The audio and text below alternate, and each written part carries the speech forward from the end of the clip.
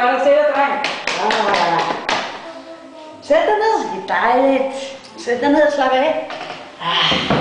Jeg skulle lige få afleveret den sidste kasse til Bubba, til bananer. Skide fedt. Skide godt, ikke? Har du taget varevognen over, eller hvad? Hvordan? Ja, det gjorde jeg.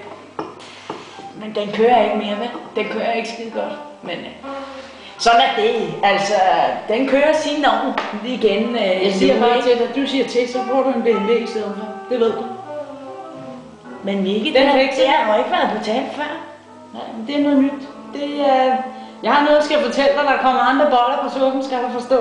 Nå, for fanden. Ja. Men jeg har faktisk også noget, jeg skal fortælle dig, Mikke. Men I go first. ja. Du tager den bare først. Godt. Du tager den bare først. Hvad? Skal vi have Cosmopolitans? Det skal vi ikke, det er en... Det er sgu da løgn, mand. Det er en special...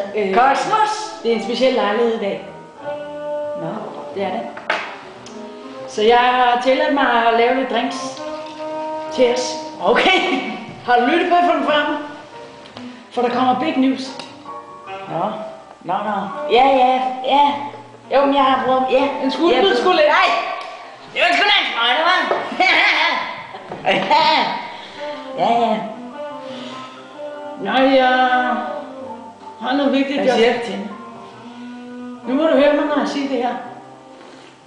Kan du huske sidste weekend i Hamburg? Messen?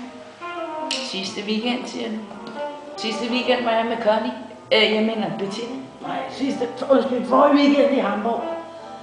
På madrasmessen. Kan du ikke huske det? Jo, for helvede, Hamburg. Ja, Hamburg. Ja, hvad siger du til mig? Jeg har fået din tal tilbage for den, for faktisk hele din karriere hos os. Okay. Og det ser goddamn godt ud. Det gør det sgu, mand. Nå. Du har på en periode over 4 år tjent en profit på 500.000 til os. Det er altså fint tal. 500.000. Er det godt eller dårligt, Mikke? Det er rigtig godt. Det er rigtig gode tal. Du bliver ved med at imponere mig og de andre, og Ja. vi har så talt om, efter du landede den handel i Kiev på den her messe, så snakkede jeg med Jimmy T og de andre, og det er så der, the big news kommer ind. Nå. Ja, jamen, så lad mig høre. Lad mig bare komme med det. Der er sgu ikke meget gas i den her. Nej, jeg har købt den nede hos Mohammed. Jeg har fortalt Mohammed, at han ikke skal gå til Ismail. Han giver ikke nogen rabat. Også selvom jeg giver ham en... Du er lige ved at tage hovedet. Og det var jeg ellers, hvad man siger. Jamen, jeg har fortalt ham, at Ismail er en skidkage.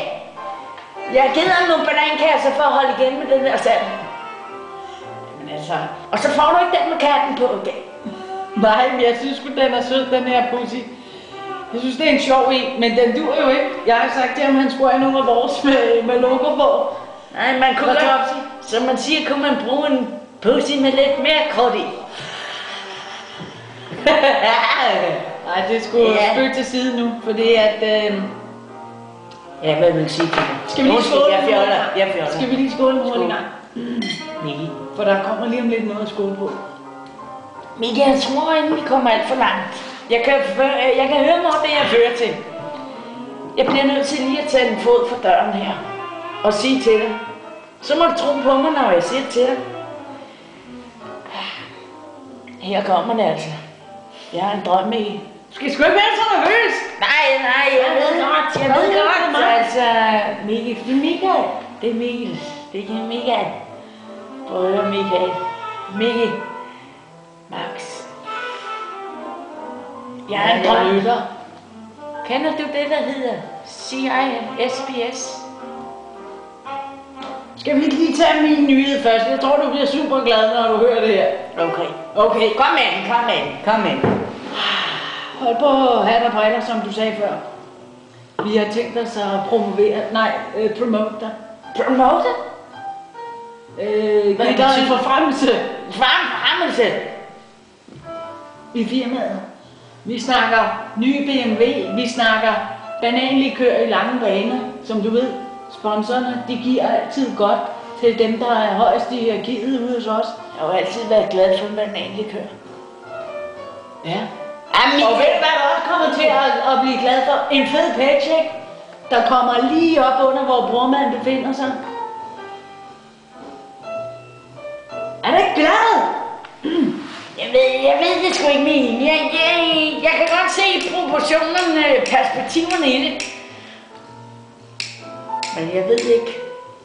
Det er som om, jeg har haft en kalden længe. Altså ikke en kalden, som når man står ude i gangen, og du kalder på mig, kalden. Jeg har haft en kalden for de øvre lag, der siger til mig, at jeg skal ind på CIBS. Corporate siger mig, hvad for noget? Copenhagen. Jeg er lige på den igen. Hvad siger du til mig? Hvad er der sket? Hvad siger jeg? Jeg prøver at sige noget til dig, Mikkel. Ja, undskyld, jeg skal lade være. Det er ikke tid til spøjsjov. Og lave grin med mig. Jeg lader dig tale. Det er dem sted, jeg skal ind og kontakte, når det er, jeg fortæller dig. Det har noget med min passion at gøre. Jeg vil gerne ind på Copenhagen International Business Association Center. Og hvad fanden er det, om jeg må spørge dig? For mig lyder det som et sted, hvor kujoner de tager hen, når de hopper ud af family business. Eller kan du forklare det nærmere, hvad det der CIS er? CIBS. Det er nogen, der laver stor business og tjener mange penge også, ikke? Men det er sgu ikke helt derfor. Det er ikke for pengenes skyld, jeg gør. Jeg bliver nødt til at sige noget til dig først. Den business, du er i, det er fuldstændig ligesom pelsbranchen. Du bliver født ind i det. De der pelskonger, de kan tage til Rusland, og så kan de sige, høps, på en auktion. Ja.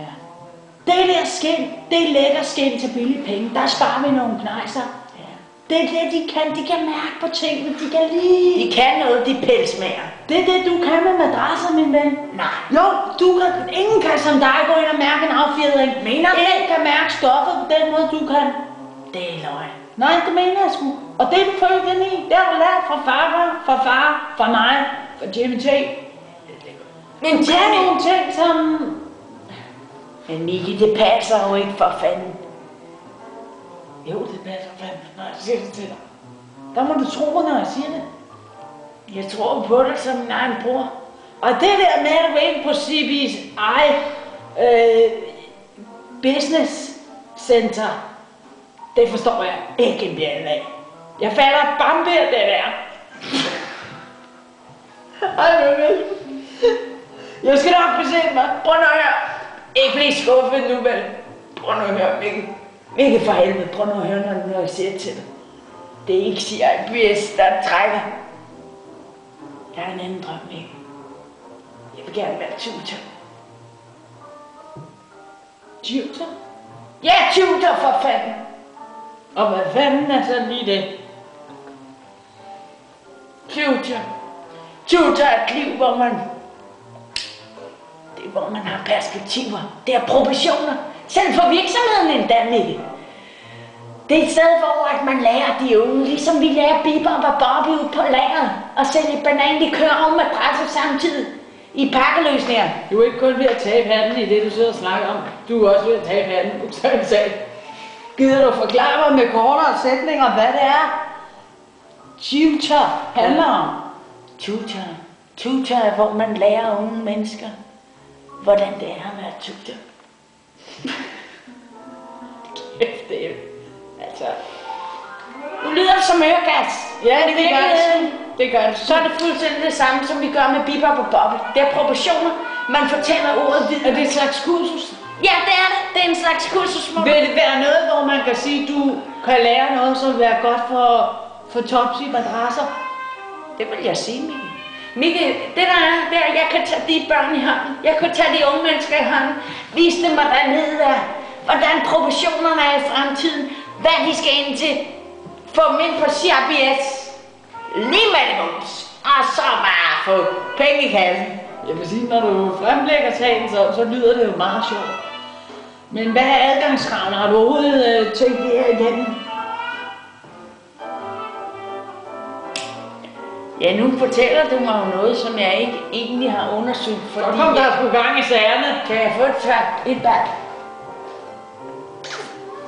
Så kom der også gang i din lort. Jeg tror ikke. En mere. Hvad siger du til mig? Nej, Mikkel. Det jeg siger til dig, det er det jeg vil. Det er det jeg vil for fanden.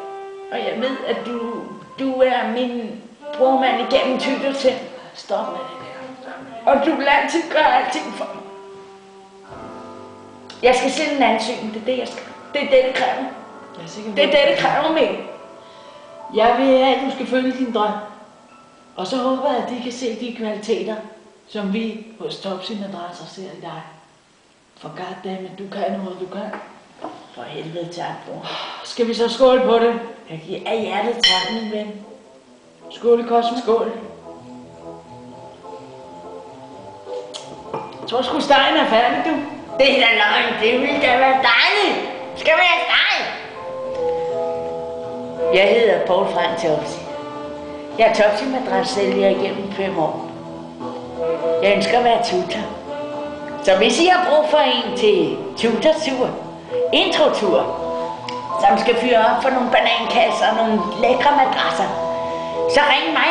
Eller hvis I bare vil have spasehøv. Er det ikke rigtigt, Mikkel? Det var nemlig så sandt, som det er sandt. Så skal I give mig et kald. 555. Topsy, fordi det er din ven. Topsy. Ring til mig.